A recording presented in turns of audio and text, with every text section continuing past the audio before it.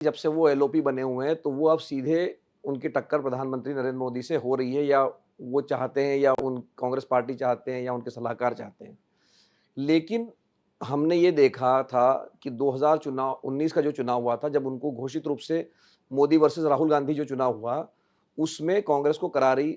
मतलब शिकस्त मिली थी। उनकी सीटें कुछ 8 7-8 सीटें ही बढ़ी थी। तो क्या अब 52-60 आई थी, 44 से 52 हुई थी, 8 ही सीटें बढ़ी थी।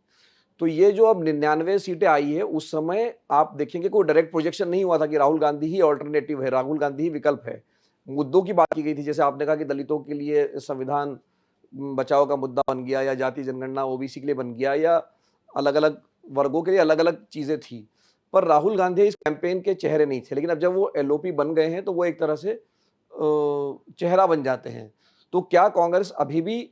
मतलब अब इस बात के लिए तैयार है कि राहुल गांधी और नरेंद्र मोदी का सीधा मुकाबला कराया जाए? क्योंकि जैसे कि हमने सीएसडीएस के सर्वे में देखा था कि उत्तर प्रदेश में ज़्यादा लोगों ने पसंद किया प्रधानमंत्री के तौर पर राहुल गांधी को नरेंद्र मोदी की तुलना में। ये जो आंकड़ा आया था। तो क्या अब ये इस लड़ाई के लिए राहुल गांधी तैयार है कि वो सीधे विकल्प बन सकते हैं नरेंद्र मोदी के? जी, मुझे लगता है राहुल गांधी इस बात के लिए राज़ी हो गए हैं और उसका जो सबसे पहला उदाहरण है वो एलओपी का है, कि राहुल गांधी ने इस बात को माना कि वो एलओपी बनेंगे और संसद में उनकी और प्रधानमंत्री मोदी की टक्कर होगी, फिर मैं उसके लिए राज़ी हूँ। और आप देख लीजिए किस हिसाब से वो उनका पार्टिसिपेशन बजट को लेके था या राष्ट्रपति का अभिभाषण पे था या उनके भाषण हो रहे हैं या वो जिन मुद्दों को उठा रहे हैं। और अब जहाँ तक मुझे लगता है मिलन जी कि 2027 अक्टूबर में खड़गे साहब का टेन्योर 5 साल का पूरा हो जाएगा और भगवान करे उनका स्वास्थ्य अच्छा रहे। अगर खड़गे साहब ने 2027 से पहले किन्हीं स्वास्थ्य कारणों से अध्यक्ष पद छोड़ा, तो अलग बात है। अदरवाइज़ 5 साल का टेन्योर पूरा करने के बाद अभी तक स्ट्रैटेजी ये है कांग्रेस पार्टी की और राहुल गांधी की कि उसके बाद राहुल गांधी कांग्रेस पार्टी के राष्ट्रीय अध्यक्ष एक बार फिर से बनेंगे और एलओपी एलओपी भी रहेंगे और राष्ट्रीय अध्यक्ष भी बनेंगे, तो ज़ाहिर तौर पर ये साफ-साफ संकेत है कि अब वो प्रधानमंत्री मोदी से सीधा-सीधा टक्कर लेने के लिए राज़ी हो गए हैं और वो अब इसके लिए बिल्कुल बिल्कुल तैयार हैं। और जहाँ तक आपने 2019 की बात की मिलिंद जी की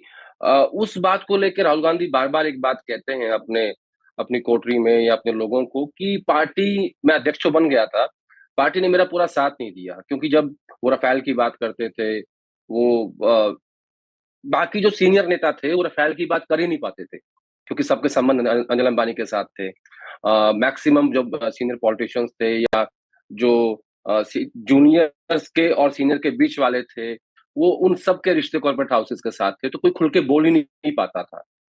तो इस बात का मलाल उनको ज़रूर था उन्होंने कहा भी अपने लोगों को, लेकिन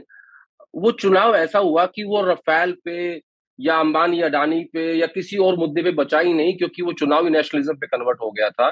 तो राहुल गांधी ने अपने जब उन्होंने इस्तीफा दिया था, उसमें इस बात को लिखा भी था और उनको उम्मीद थी कि मेरे इस्तीफे के बाद बाकी लोग भी इस्तीफा देंगे, लेकिन किसी ने ऐसा नहीं किया था। इसके बाद ही ये फैसला हुआ था कि गांधी परिवार से बाहर का व्यक्ति अध्यक्ष बनेगा। और उसके उसके बाद मुझे लगता है 2 ढाई साल लगे खड़गे साहब को अध्यक्ष बनने में और अब एलओपी बनने के बाद राहुल गांधी